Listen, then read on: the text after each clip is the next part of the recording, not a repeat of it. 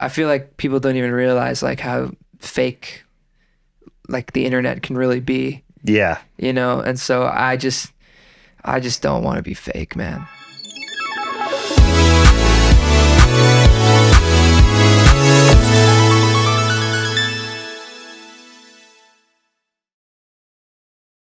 Hello and welcome back to the Lakeshore Explorer podcast. Today we are talking with Ken Leon, music artist. How you doing, Ken? Doing pretty good. How you doing today? Good. What's this little guy's name? This is Andy. Yeah, I think He was on the last episode with Nice. James. Yeah. Nice. So if you guys didn't know, this podcast is basically just highlighting musicians and businesses around Northwest Indiana. So expect a whole lot more of these.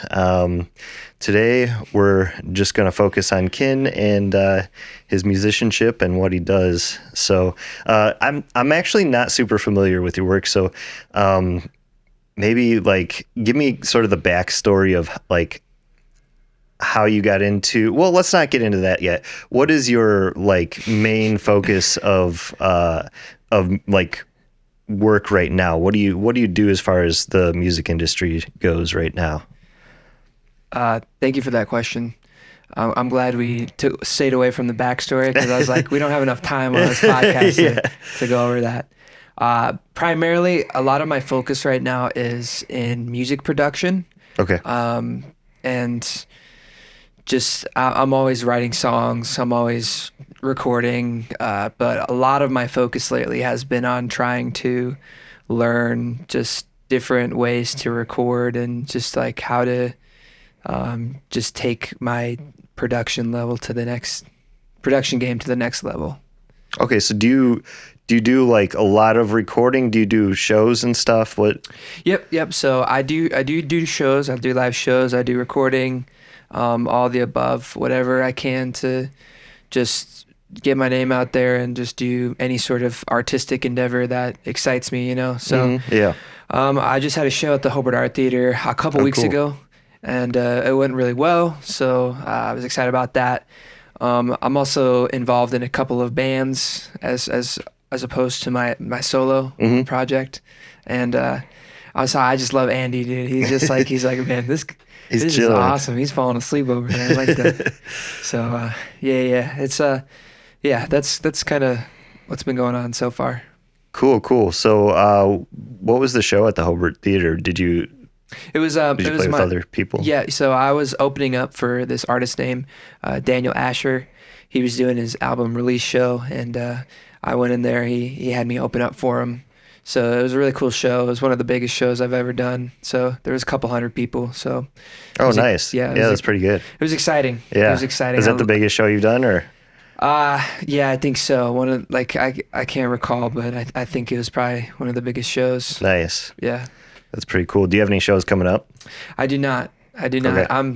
I'm going into hermit mode Oh, I with the gotcha. winter coming up, Uh-huh. and I'm really trying to focus in on just like just learning how to like write music. Yeah.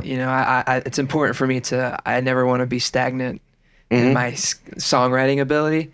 So yeah, I think I need to. So you have some things in the works as far as what you're writing, or? Yes, I have. It's been, the last thing I released was May 29th, for me personally. But I've been playing drums for this band called Kindred, Oh, cool. and we're releasing our album here pretty shortly, and so I did the drums for that, and so a lot of my focus has been on that.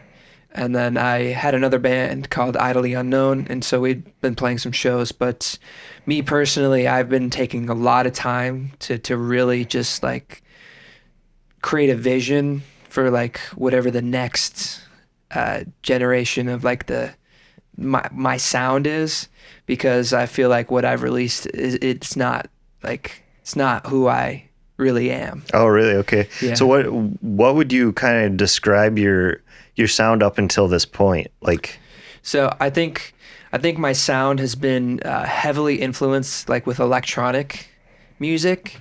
It's like kind of a indie alternative electronic like combination. If you can think of bands like MGMT or Rat-a-tat, that like 2010s like electronic indie alternative type of sound. So that has been a lot of my focus, primarily because for most of my songwriting or production, I've been just using a computer and like all the sounds generated on a computer. But now I'm really trying to figure out like how to record with live instruments to just get that new dynamic into it. So do you, like, what kind of instruments do you play besides, I mean, obviously I know you play guitar because you brought your guitar, but like what other instruments do you play? Do you play everything? Yeah, pretty much. Yeah, I play a little bit of everything, including the clarinet. And Oh, wow. Well, my clarinet skills are a little sloppy. So Okay. you need to give me a couple weeks before I gotcha. I perform. But I gotcha. yeah, I used to play clarinet and tuba too. So, but yeah, drums. Sorry. Well, I was going to say, maybe let's dive a little bit into your backstory of like how you don't have to go fully into, but give us like a little bit of your backstory. Yeah, definitely. So I started playing instruments when I was in 5th grade. I started with the clarinet. There was like a band class that came into my elementary school, and I decided to pick up the clarinet. So I played the clarinet and then did that up until my freshman year, and then I switched to the tuba. I was in marching band, and then did 2 years of that, and I was over it. I did not want to do that anymore. Okay. So I was like, okay. But I was obsessed with this game called Rock Band. I'm sure you know of it. Yeah. Yep. And there was like the drums, and I was really good at it. So I was like, well, how much could this translate into actual drums? And then so I just started playing that like crazy. And I was like, my dad was kind enough to buy me an electronic drum kit. And so he bought me one of those. And then I was like, oh, snap. And then my church needed a drummer for the worship team. So I was like, okay, I could step in. Oh, nice. And so since I was like 16, I'd like played the drums. So you learned drums from Rock Band? Pretty much, yeah. That's awesome. I didn't even think it would translate, but I guess the drums would translate better than like the guitar. Yeah, the guitar is kind of harder. It's not as easy, but the drums definitely. Yeah, for sure. What school did you go to that you were in marching band? Highland. Oh, okay, cool. Yep. So you had the tuba on your shoulder and stuff? Yeah, I had Fun fact, the one that wraps around your body, that's called a sousaphone. Right. But the one on your shoulder is a tuba. Yeah. Yeah, I played the tuba. Nice. Yeah, I was in marching band. I played trumpet. Nice. So that's James played trumpet too. So we were both in marching band together, freshman and sophomore year. And then we went to Maryville. Nice. And after sophomore year, I quit mainly because I didn't really like the band teachers. Yeah. They were, I don't know. Anyways, we won't get into that. But yeah, and I played guitar. I started playing guitar, I think like 8th grade or something, maybe 7th grade. Nice. I took lessons for like 4 or 5 years over at, I don't know, how old are you? 25. 25. Okay. So I'm about to be 35, but I took lessons at this place called CD Trading Post. You ever heard of that place? No, I haven't. Oh man. Yeah. It probably closed like before you were like really old enough to know about it. But that's where like half those CDs over there came from, the CD Trading Post in Maryville. Shout out to CD Trading Post. Yeah. Rest in peace. Keep it on lock. But yeah, I played like a lot of bluesy stuff, and then cool. Metal. That's kind of like my two things. But I really haven't played a whole lot in the last couple of years, just because I work nonstop. So yeah, you've been grinding on this. Yeah, man. This is awesome, dude. This guy is freaking next level. Yeah, for sure. I appreciate that. But so bring us up to speed of like how did you get into like playing shows and stuff? What was your first show that you remember besides the church, like outside of the church? I remember I played an acoustic set at the Sip Coffee in Highland. Oh, cool. And I was, I think, like 17 or 18. So I was still in high school. And that was like my first experience of playing live. I went to college at Indiana University. And then after a year and a half, I was like, this isn't for me. Like, it's not for me. So I left, and I actually moved to California and that's where I really started to delve into like my own artistry and like my own sound and doing my own thing and trying to incorporate different instruments and whatnot. Nice. Where'd you live in California? Fresno. Oh, okay. Yep. Cool. It's right in the middle between San Francisco and LA. You got friends out there? Yes, I do. Nice. Yep. Got a couple friends out there. Is that why you moved there, or? Oh, well, I moved there because the person that I knew out there, my uncle had passed away, so they did a memorial service for him, and I met his like best friend, and he owned his own sound and lighting company, and so he offered me like a job, and cool. I was like, I had that like kind of like young, dumb, and broke kid mentality, like, oh, I'm gonna drive to California, I'm gonna make it out there, and I took the leap of faith and Nice. went out there. Yep. Yeah. I mean, it's always good to get those kind of experiences when you're young. Yeah, for sure. definitely. It slapped some sense into me for sure. Yeah. Nice. As far as playing shows, how often do you actually play? I definitely do like probably once every 2 months.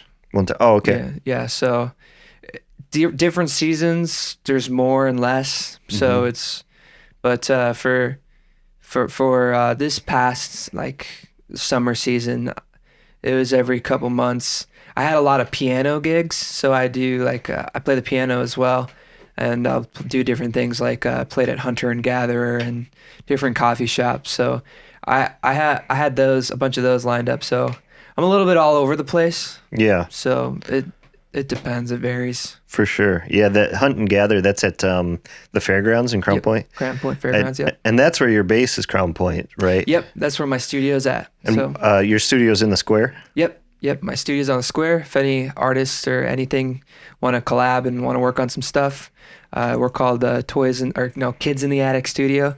Oh, Toys cool. in the Attic is an Aerosmith album. So I always have to remind myself it's Kids in the Attic. Yeah. Shame on me. Cool. So you record full bands or just single artists, or? Either one. So single artists, full bands, I just want to get better. So if other people want to record demos or record full things, I'm open to anything and everything. Nice. And you're right above Zombie Club, right? I am right above Zombie Cool, Club, cool. so you can get a tasty and refreshing drink after your recording session. Perfect. That's cool, man. I still have yet to come check out the studio. I want to come check it out one of these days, but I'm just, like I said, work nonstop. But we're coming to a slower season. The winter's always slower. That's why I started this podcast. Now I can kind of dive a little more into the fun things. Nice. That I get back to the roots, Nice. I have a few topics here. If you guys didn't know, Chat GPT is a thing, and they told me some topics to talk about. So let's see. Sponsored by ChatGPT. Yeah. So we got, let's see, we kind of covered these first couple. So let's talk about like, who are your favorite musicians in the area? I would say some of my favorite musicians in the area are probably the ones that are active. There's a lot of that aren't active that I really respect, like amongst my friends and stuff, people that don't release music but are super amazingly talented. As far as people that are super active, James, obviously, I respect a lot. Jack and Mark, I mean, they're phenomenal artists. Jack Whittle, Mark Adrian, they're really phenomenal. There's a lot of people that go to the jam nights, Fresh Hops, like all of them are super talented people, and there's a lot of talent in this area. So, yeah, there's also some underground stuff like Moy Boy Chips Ahoy is the name. He goes by Moy now, but yeah, he's really good too. So Moy Boy Chips Ahoy. That was his old name. He doesn't go by that. I'm pretty sure he just goes by Moy now. That's cool. But yeah. I've never actually heard of him. Is he? What kind of music does he play? Like kind of hip hop stuff, okay, like cool. Poetry, spoken word type. Do you do any kind of hip hop stuff or? Yeah, bit, I do. yeah. So I wouldn't consider myself a rapper. Yeah. But definitely like a fast poet is what I would say. Oh, cool. Yeah. So that's neat. Sometimes I got a lot to say and I need to do it in a short amount of time.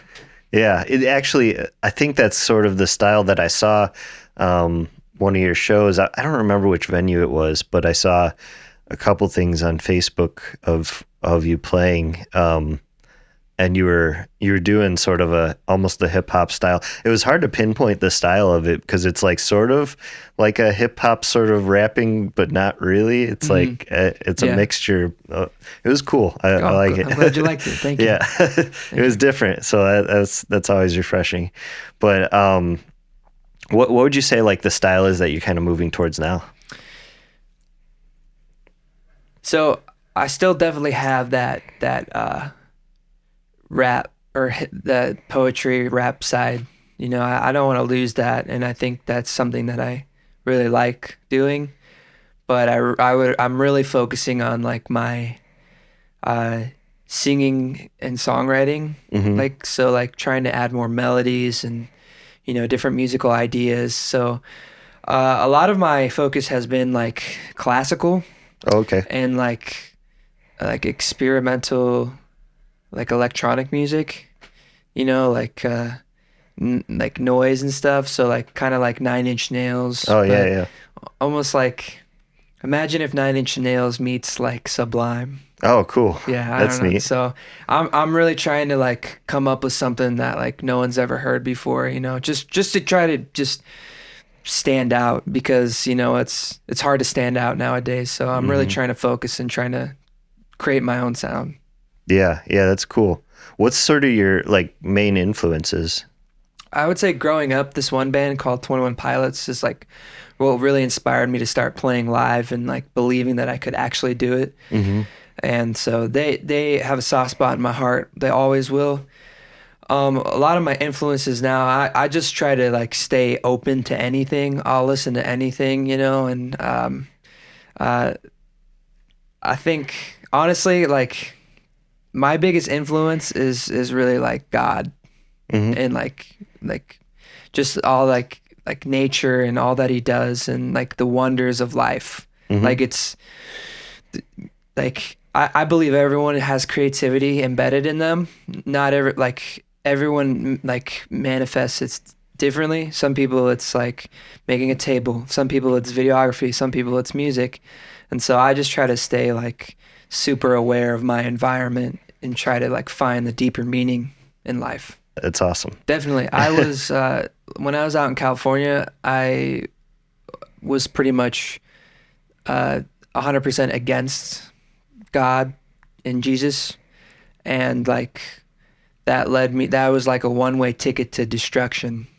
And there were some really hard things that happened in my life, and for me, I just like everything pointed me towards Jesus, and my life has been transformed. Like so ask anyone of my people around me. Like, so I'm just grateful. I'm grateful to be here. I'm grateful for you, and I'm grateful for life. Cool, man. That's awesome to hear. I want to get a little more into venues. Like, what's your favorite venues around the area to perform at? So the Hobart Art Theater is a really good spot. Before they closed down, B-Side Lounge, which was Beer Geeks, was a great spot. There's also a great spot called Brewfest. They also closed down. So unfortunately, it's kind of slim pickings out here. There's a lot more. There's a lot more spots in the area. But just to be frank, I'm trying to be more careful with the spots that I pick. Like, I try to not go into bars as much as I can. I mean, it's kind of hard because pretty much in this area, the only like venues are bars. And so there's nothing wrong with it. Just for me personally, I'm just trying to like find different venues. So Hobart Art Theater, great place though. Yeah, that's a really good one. That's the only one I can think of off the top of my mind. Yeah, I guess it is kind of hard to find a venue that's not a bar. That's a little bit. Yeah. I didn't even think about it that way before, but now that you're mentioning it, I'm like, where else is there besides Hobart Art Theater? We were going to have a cool one in Crown Point, but that kind of fell through. Where the old theater used to be. Crown really? Point Theater. Yeah. I've been wanting to go inside of it, but I haven't seen it yet. Oh yeah, they're no longer building it. It was, the whole thing was a mess. It fell apart So they ended up, I guess, basically just using Bulldog Park now as their main venue for Oh, yeah. for Crown Point. So, do you ever throw any kind of little shows upstairs? Are you allowed to do that? I've been thinking about it. I just want to make sure To code and stuff? yeah, I just want to make sure I can actually execute on it and make Yeah, sure it's I a think good. you told me like you're only allowed to have like 10 people up there or something. Yeah, or, it's like 13 people or 13, something. yeah. So I gotta like really look into I mean, like I'm an artist, but I'm also like a legal rep and a video editor and also like a PR. You know how it Yeah, goes when yeah, you're for on sure. when you're on this grind. It's like you're everything. So Yeah, yeah. I'm not up to speed on my building code yet, but I'll get there. I'll get there one For day. sure.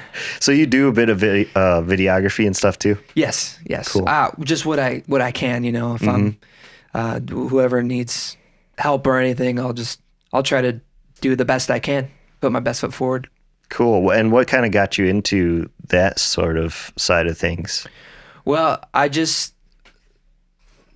was like, there's no way I could ever afford a videographer. Yeah, So right. then I just started like doing my own DIY music videos. And so I have a couple of those on my YouTube channel. But then I started working with a videographer by the name of Ben Warsama, and he is phenomenal. And so like he's been like anytime I do a music video, like I work with him. And I just had a music video like called Traveling Solo, and we had it done for months, and we finished it like a year ago, but now I finally dropped it, and it's got a lot of traction. I think in the first like 5 days it's got like 800 views or something. Oh, cool. So That's I haven't checked it in a while. So nice. Where did you post it? YouTube. YouTube. Yep. Cool. So YouTube. Very nice. So yeah. So I don't know. I'm gonna have to check that out. That's Yeah. cool, man. So we did the venues. What about music festivals and events? Can you think of any that have you played at anything? Like they got the Blues Fest in Griffith, and then I don't know. That's all I can think of. Yeah. They got a few things in Crown Point at Bulldog Park, but those are Right. usually like cover bands and stuff that play at those. So The one that I could think of off the top of my head is Harvest Fest. I know they have like a mixture of cover and originals, but I think for the most part it's mostly original bands. So I haven't played there. I'm hoping Harvest Fest, if you're watching, I'm hoping next year they'll be kind enough to book me. yeah, That would be great. I would love to play there because I think the vibe that I give off is like a perfect match for what they do. nice. So Where's that at? I forget where it's at. It's local though. Yeah, it's local, maybe like an hour away or something. cool. This person has like some land and they throw this festival on their land, so Nice. it's super cool. You know what? I think I might have seen that online. Now that I think about it, I saw like an advertisement for it last year.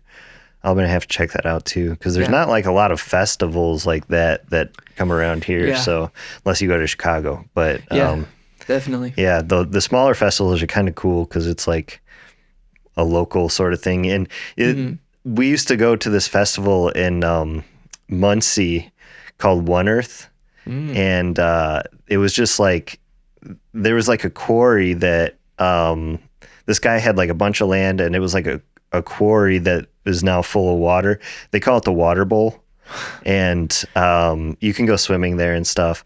But we used to just call it Hippie Fest because it was like Nice. it was basically just a bunch of like people kind of pretending like it was a mini Woodstock, essentially. You know what I mean? Nice. Because it was like the Ball State's right there. I was going to Ball State at the time, and so we had all the kids from Ball State were out there at the festival, and it would get pretty crazy. I'm not gonna lie. I don't want to dive too deep into any stories about it, but it It'll was get wild. it was an awesome festival, and they did One Earth and Spring Fest, and then I think it might have kind of fallen apart due to legal issues after that. But those were some of the craziest festivals that I've been to. That like I had a hard time believing that it like somebody was actually putting that kind of festival together. Just because of how cool and crazy it was. Because you would camp there like all weekend, and they had different tents all over the place with bands playing and stuff. Oh, wow. So it's like, and they'd play from morning till night, all the way like nonstop. Nonstop. And you could just kind of wander around, and you didn't like this band, you wandered to the other one, and yeah, it was super fun. That's cool. Super crazy. So that's why I was like, man, I wonder if anybody will ever do anything like that again. So I'm interested to see Harvest Fest, to see if it's, I mean, it probably won't be like as crazy as that one, but it'll probably still be a lot of fun. Yeah. Oh yeah, Thorn Distilling is a cool place too. They did a Dead Flowers Fest that one of my band, Idly Unknown, we played there, and that was cool. So that's a good spot for anyone, any bands looking for a venue, or any music lovers needing a cool spot to go to. Where's that at?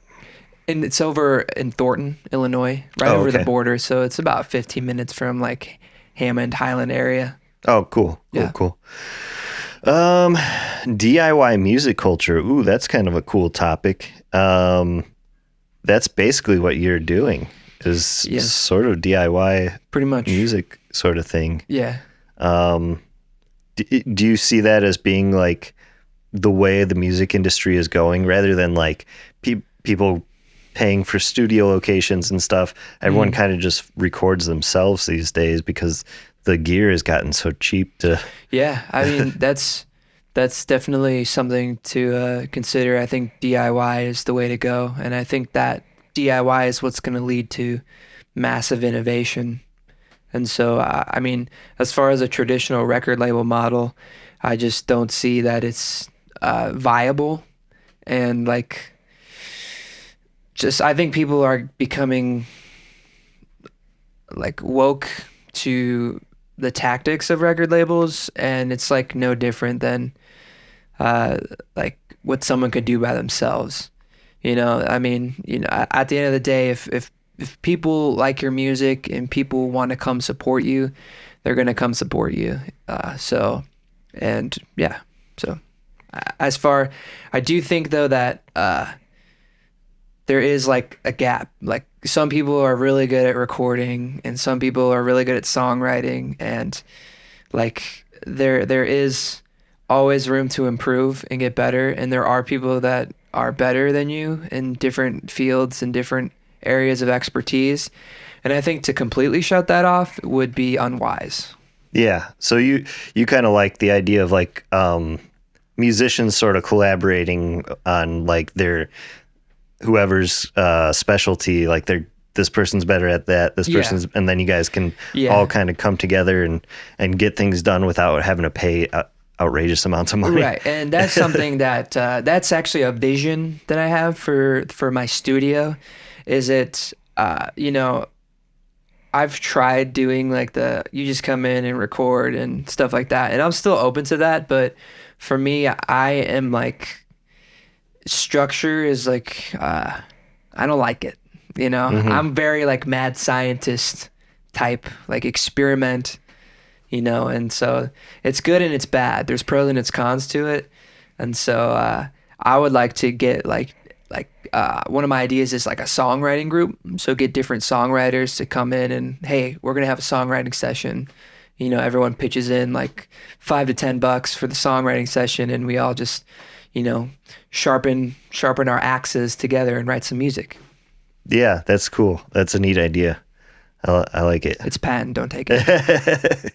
Yeah, man. I like the DIY sort of culture of it. I mean, even though it kind of is against me, that kind of hurts me being the professional, but honestly, most of my work is corporate work anyways, so I'm always down to see what people are coming up with, just being able to like even film on their phones and stuff like that. I have no problem. It doesn't hurt me for people to express their artistry in whatever way and not hire me. I actually did go to school for audio production. Oh, wow. And I did video stuff too, but my main focus of my major was audio production. So I honestly thought that I was going to get a job in a record studio, like Oh, nice. recording bands. And so I thought that's what the way my career would go. And um, when I got out of college, I was like, oh, you have to know somebody to get into a Yeah. studio. It Yeah. doesn't matter how good you are or what you do as far as that goes. Like, it's all about networking and just knowing the people who own the studios. And so that's really why like I started my business, was because I could not find a job in the field. And I was like, okay, I need to figure out how to make money doing this myself. I did record a few bands in my parents' basement after college, but um, it was, it just always seems so like such a hard business model, just recording music. Mhm.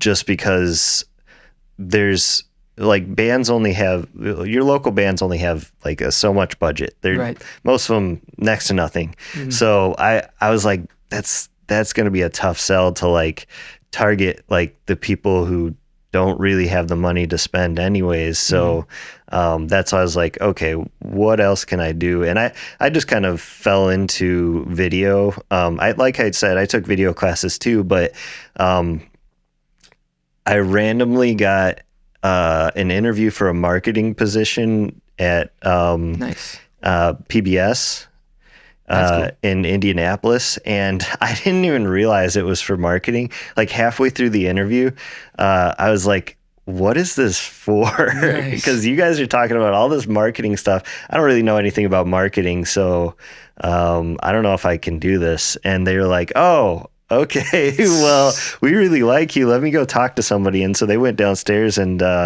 they talked to Bob, and they're like, hey, Bob wants to talk to you downstairs in the production department. Go talk to him. And they didn't actually have like any position available, but he was like, you can essentially be an intern here if you want. Like, we'll let you work for free with us. That's That's cool. fine. You know what I mean? And at the time I was like, work at PBS? That sounds awesome. Like that sounds like a good time. And so I was working at Amazon to pay the bills, but I was working at PBS to kind of learn and get into the industry.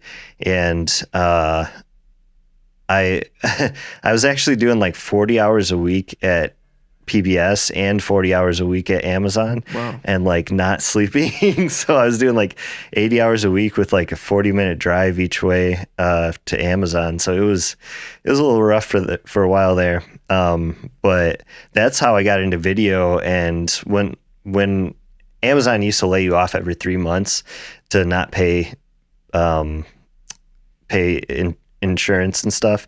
Like they didn't want to give you benefits. Mm. So after doing a couple rounds at Amazon, getting laid off a couple times, I basically like went broke in Indianapolis because I couldn't find any other jobs because they're all like, oh, you have a college degree. In hindsight, I shouldn't have told anybody I had a college degree because Interesting. the small, like my buddy worked at a pizza place. They wouldn't hire me at the pizza place because I was overqualified. So I literally could not find any jobs outside of Amazon. No matter where I applied, nobody would take me. It was so weird. Um, Life is weird. yeah. So when I went broke down in Indy, I moved back up here with my parents and just got like a job in a call center and started building my equipment up. And because I knew that I wanted to get into video. After working at PBS, I was like, video is super fun. I want to keep doing this. This is what I want to do with my life. So that's why I just started like buying gear. My first camera was a Canon XA20, just a camcorder. And I remember my parents put up money for a loan for that. So I could make it was, I didn't really necessarily need to. That was kind of them. Yeah, I didn't necessarily need to get a loan, but I also didn't have any credit, like no credit score. So my parents were like, here, we'll put up $3,000 for this loan so you can build your credit and also buy this camera.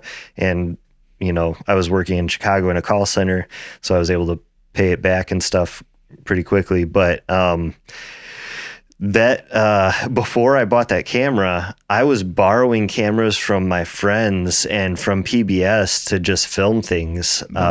like I was filming weddings with borrowed cameras Nice. because I couldn't afford my own. Get it done, Yeah, Did what yeah. best you could. So that's kind of how I got into video. And luckily, when I was working at that call center, I convinced them to let me film videos internally at the like videos with the managers, because it was like a really fast growing business. And so I was like, okay, you got 40 new people every week. They don't know who these managers are. Let's do videos with the managers, just getting to know them. So we basically filmed what's now a podcast, but back then we didn't call them podcasts. I didn't know what you called it. I just New said, frontier. I just said, let's film these videos interviewing all the managers. And that's how I was able to like build up my corporate reel to get corporate gigs. And now that's like my main bread and butter is corporate stuff. So Very cool. yeah, that's kind of, but See children, follow your dreams. yeah. But I mean, I'm not rich. I live in an apartment, can't afford a house. So I don't know. Maybe if you want a house, don't follow your dreams. I'm just kidding. That's probably a bad message. But yeah, I'm super happy that I followed my dreams because I love what I do. So that's super rewarding. And I'll get there eventually with being able to buy a house and stuff. But where were we going with this? I feel like I just went into a whole backstory for no reason. Nice, dude. You gave me your Batman backstory, dude. That was awesome. Yeah, but maybe the people at home will appreciate that story too, because I don't tell it super often. But Nice, man. let's get back to the music industry. Like I said, I played guitar. I was in a punk band briefly in college, and we played a few shows. Nice. We played in Detroit once, and the doorman, the whole time I'm standing there like talking to him, he's like, "Oh yeah, I've lost my job. I'm hurting for money, so that's why I took this gig." And he's taking the money from everybody as they're coming in. Mm-hmm. And I didn't put two and two together. The dude took off with all the money before the end of the show. Right. And he was friends with like the singer from like the headliner, and that guy wanted us to stay at his house that night. We were supposed to like sleep on the floor there, and I was like, dude, we're gonna get our equipment stolen. Like, Yeah. Detroit's a little rough, honestly. At least at the time, it was not a good neighborhood that we were playing in.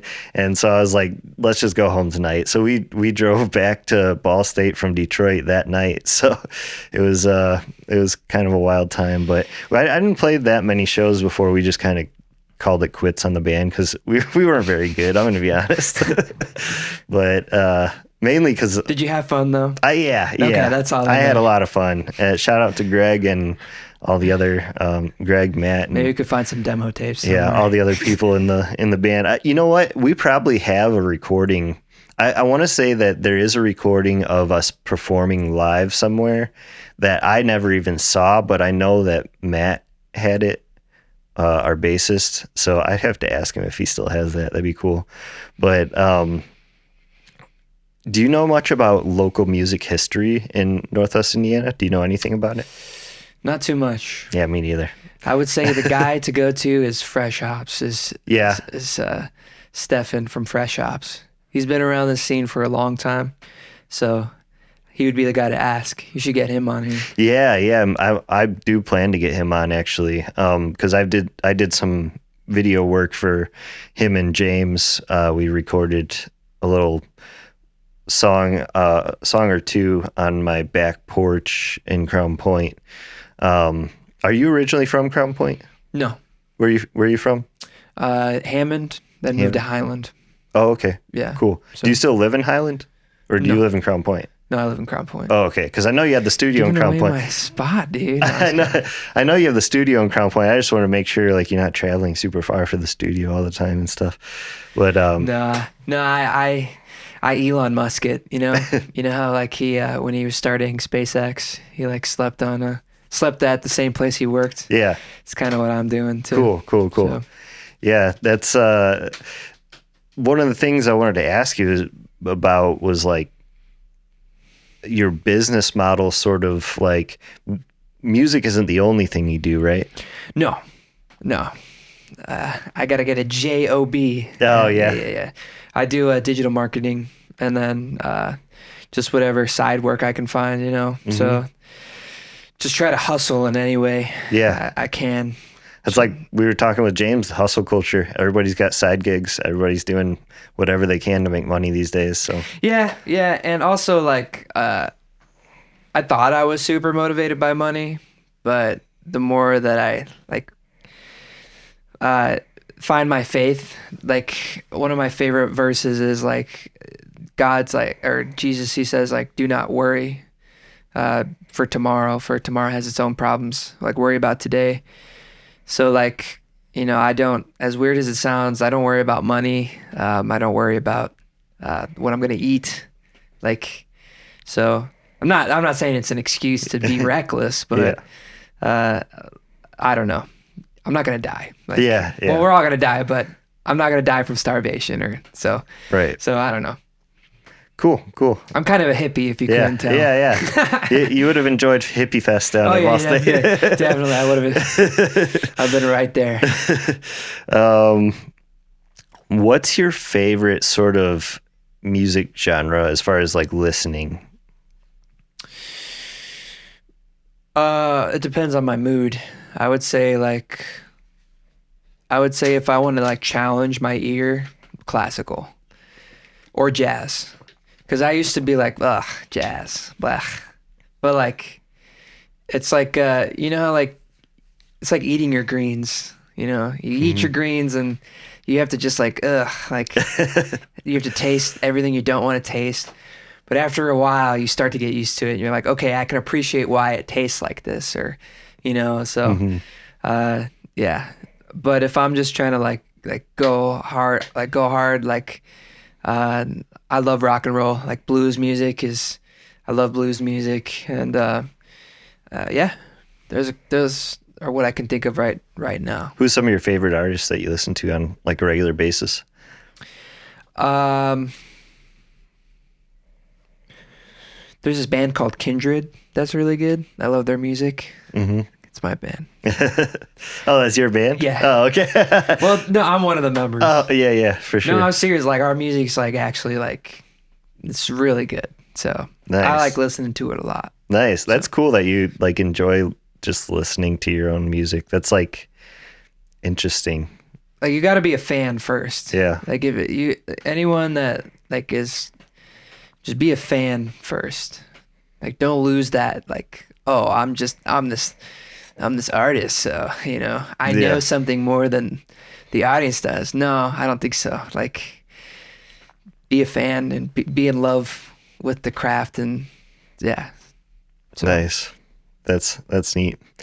I wish that I had recorded more of my music back in the day, because I did like write a few songs here and there, but I never recorded anything back in the day. Even though I was like an audio major, I never recorded my own music, which was super scary. weird.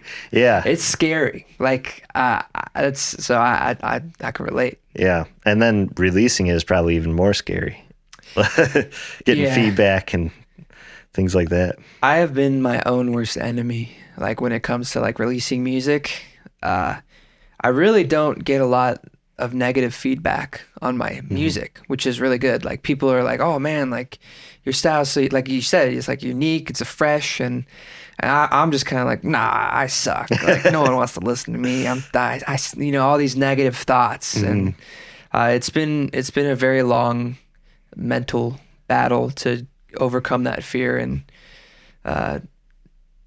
really push the stuff that I'm working on, but we'll get there one day." Yeah, for sure, man. What do you kind of do for fan engagement? Well, I would say that my live shows are pretty good. Yeah. I would say that I focus a lot on, I don't necessarily post a lot, but I really, as I'm getting older, like I really want the stuff that I release to be at the highest quality it could possibly be in all aspects. So it takes me a little bit longer to like finish projects and stuff just because I just really want it to be good. And you know how life is, life comes and Yep. things roadblocks and come in and you got to handle the roadblocks and you got to come back to your project. So I just honestly try to be the absolute best I can be. That's my only answer. I don't do any like special like, oh, you should do this or uh, get a free T-shirt with your next ticket offer. You know, I feel like maybe I could get some. I should. I don't know. I'd rather just like when I get to a level where people are like hungry enough for like what I'm doing to do stuff like that. But right now, I feel like I'm not ready to do that. I just still need to get better. Yeah, you just doing your thing, and if people come, that's awesome. If they don't, Yeah, whatever. like I don't know. There's something about me that like, which is funny because I'm in marketing, but Yeah. like I think being on like the behind the scenes of like brands and marketing, like it really left a bad taste of like how fabricated Yeah. some people's like growth can be. hmm And like I think like there's so much that isn't known, like especially with bots and Yeah. fake comments. Like I feel like people don't even realize like how fake like the internet can really be, Yeah. you know? And so I just don't want to be fake, man. Yeah. Like, Yeah. That's like a huge part of like the marketing industry and the social media stuff. It's all bots. There's so many bots on there. And like, so I did work in marketing for like 2 years. I worked for the largest marketing company in the world. I don't tend to really worry about the number of followers I have on any kind of account, just because like you can pay for followers. There's services where they have like tons of accounts that are all bots, and you pay them $100 and you get 1,000 followers or something, you know? So it's like, but those followers aren't real followers. So that doesn't benefit you at all. Yeah. Other than you're sort of, now you have like this perceived value or perceived like, people think that you're popular, so they're like, oh, I'm going to trust them or I'm going to pay them or whatever because you have so many followers. But I mean, I wish the public at large like understood that doesn't really matter as much as like having a following of dedicated fans, even if it's like smaller. Like those are more important than somebody who's got like 1 million bot followers. definitely. So Yeah. Yeah. Yeah, definitely. Well said. Couldn't have said it better myself, honestly. do you have any like, well, actually, let's go into technology and music. We did do that a little bit. How you're sort of like using a lot of electronic instruments and things like that. Is there anything with technology that you've seen over the last couple of years that like radically changed the way you do music? Or Yes, but not in the way you're thinking. I think with the access to all the technology that we have, like, you know, with the different software, making like original music is becoming less and less relevant. You know, people are using loops, preset samples, like, you know, pretty much stuff that is made by like big companies, and you know, they just like market it and it's free, so everyone's using the same sounds. And I think what it's showed me is like, that's cool.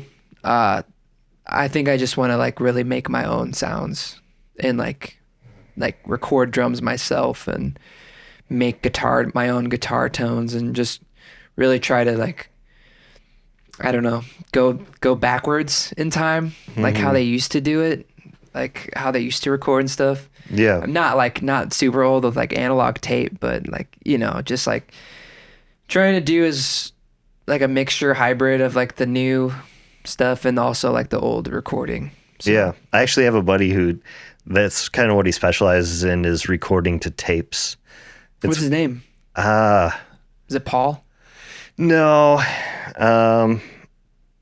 Shout out to Paul Bennett. We always just call him Slammy because he falls a lot when he's skateboarding. Nice. Slammy. Shit. I forget his name now, but yeah, he was showing me how I shouldn't have. I don't know if I should include that or not, but he doesn't know who that I'm talking. He's probably not even watching this, but he would just fall a lot when we were skateboarding back in the day. So if you didn't know, I used to skate back in the day, but I'm too old now. I'm scared of hurting myself. If I hurt myself, then I can't work. So I'm like, yeah, It's a big risk. yeah, big risk. So, but yeah, do you think social media is better for the music industry, or do you think it hurts it? You almost came from you've almost always had social media probably in your life. So, because you're a little younger than me, but I remember before social media, and I remember going to concerts and stuff, and the only way that you found out about it was from your friend who was going to the concert. It was hard to almost know when concerts were and stuff, because it's they don't advertise that on TV and stuff, so you had to really follow them. So I don't know, what are your thoughts on that? I think it's what you make it. So I think most of the things in life are an extension of who we are. So it is a powerful tool, but it's also it can be a trap too. So it is what it is. I don't know. I'm indifferent about it. Yeah. There's good and there's bad about it. Me For sure. personally, there's something so sweet about me just wanting to not have to do it, but it's just kind of everyone has to do it. Yeah. I wish I didn't. If I could, I would get off of all social media and never go on it again. If I honestly don't like social media, because it just uses up too much of my time. I feel like it's just a huge time waster, but there are some good things about it, like getting news and stuff about local events and things like that. That's awesome, because before you're kind of radio and TV is how you found out about stuff, and then word of mouth. So the smaller stuff, you would never know about it unless your friend went there. Local bars and stuff granted, by the time I could go to bars, social media was pretty prominent, at least Facebook. But as far as just knowing where bands are playing and stuff, you didn't know before. And the thing is there's, for every band that posts about their show, there's 10 other bands posting about their show. So it's, I don't know, I can't control that thing, man. So it's I could just put my best foot forward and see what happens. Right. For some reason, I went and built a business around social media, even though I hate it. It doesn't make any sense. Sometimes you gotta sacrifice in life, Yeah. A wise man once told me, there's 3 circles.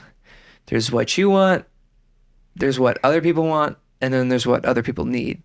And there's the overlap. Right. There's some overlap in that, and trying to figure out, okay, how are we going to compromise, how, because I'm a human being too. You're a human being, we're not robots. So not yet, but you want what you want. I want what I want. So how do we compromise? Yeah, for sure. Do you have any memorable gig stories, maybe one in particular that's super memorable for some reason?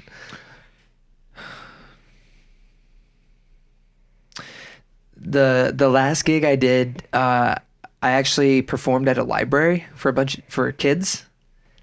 Me and my friends, we wrote an ABC rap for this group of kids, and there was this artist coming through. He makes children's books, so he's doing a library tour right now for his book that he's selling, and it's about rap history, and like he makes kid books. One of them was like Tupac, one was like Queen Latifah. And so he read the books for the kids, and then we got to perform our ABC song for the kids, and like all the kids were like dancing around and going crazy. Like I was acting like a monkey, like just like because just like it was just wild, you know, it was just like being kids. And you know, like I think like that was probably one of the most memorable. Like I was more nervous about performing in front of those kids than I was like playing at the Hobart Art Theater. Oh, wow. Like I was like, oh man, like these kids, like I can't I can't mess this up, Yeah. you know? And I just think that was so like such a beautiful moment, you know. I think like I just really value like having that childlike spirit. That's cool. That sounds like it was a fun time. Very nice. What do you think like the future of local music? What do you think that looks like? That's up to the people, you know. If people want to support their community, it'll thrive, and artists will only get better. Like so, I would say like if you want better music and when I mean better music, I mean music that moves you, that changes you, that really speaks to you. You know, like you gotta pour into your community, because if you don't pour into your community, there's no incentive for the next generation of artists to continue in this area. So if people want like high quality, like really moving music, then they gotta, you know, support their local artists and like be okay with like DIY, a little avant-garde, you know. But if they want like soulless pop music, then keep doing what they're doing, I guess. Yeah, I like it. I totally agree with that. It seems like people are supporting the local music scene, at least in Northwest Indiana. So Definitely. I'm definitely hopeful on like it just keep getting better. Me You too. know, it seems like there's more and more places willing to pay for live music, and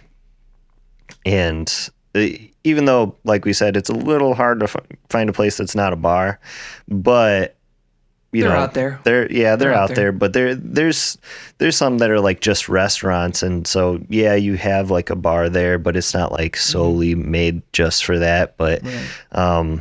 one that I was a little upset that disappeared was here in Valpo, that wine bar. Oh, Elements? Yeah, I don't think it's there anymore. Oh, really? Yeah, because I went past it, and it looked like there was a new sign on the door. Somebody else is leasing the venue now. Oh, wow. So I don't know. Maybe maybe it's like they're only around in the summer or something. I don't know. I didn't know about it well enough to know, you know, if it's a year-round place, because I know they had like an outdoor section and an indoor section, but it seems like they might have went out of business, so that kind of sucks. But that one was kind of cool because they focused on blues. I wish we had like more blues venues around here, but we do have some pretty good blues bands like Derek Caruso. Yep, he's great. Very And talented. he kills it. So, and then obviously Jack Whittle does a lot of blues stuff too, which I want to have him on the podcast. I'm going to have him and Derek eventually if they're willing to be on the podcast. Yeah, I think that pretty much wraps up the entire list from ChatGPT. So with that, let's hear a song. You want to hear a song, everyone? You want to hear? Okay, I got it.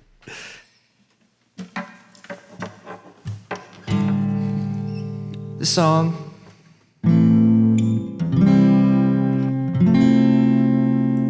The song is dedicated to my father, who's no longer with us.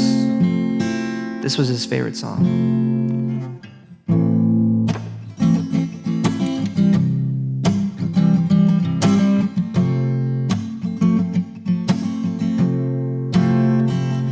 Ooh. Ooh. Am I singing here downstairs, wasting my time. Do I need to get a life? Am I ignoring all the signs? I don't know.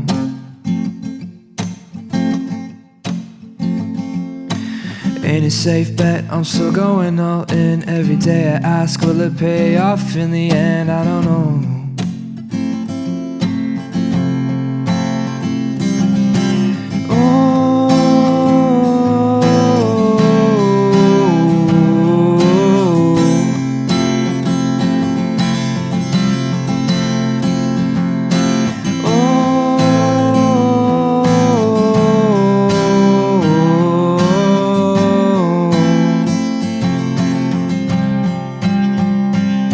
I'm still spending what I have. Maybe it's not enough. Will this life work out? I think I've had enough. There is so one thing I hold on to.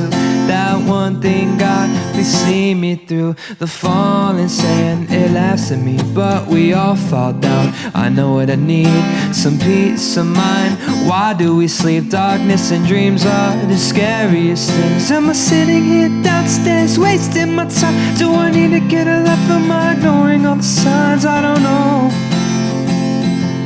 I don't know. Ain't a safe bet, I'm still going all in. Every day I ask, will it pay off in the end? I don't know.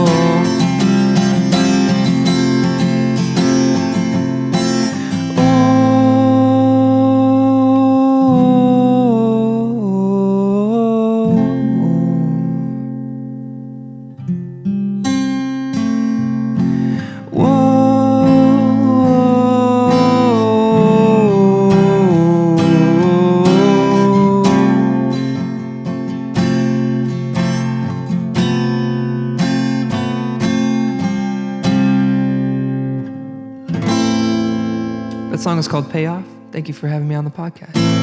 Nice. That was awesome. Thanks. I like it. Only one mess up. Oh, yeah. I am human. I didn't hear it. Okay, good to know. Where can people find your work? So on Spotify or YouTube, if you type in Kin Leon, Kin space Leyon, I'm on Spotify, YouTube, Apple Music, wherever you listen to. You can find me there. I'm also on Instagram under the same name, and yeah, that's the best way to reach me. Just send me a message, and yeah. Awesome. Cool. I'll put some stuff in the links below. So Thank you. thanks for being on the podcast, Ken. Thank you for having me on. It was a pleasure. Yeah, good episode. All right, later, guys.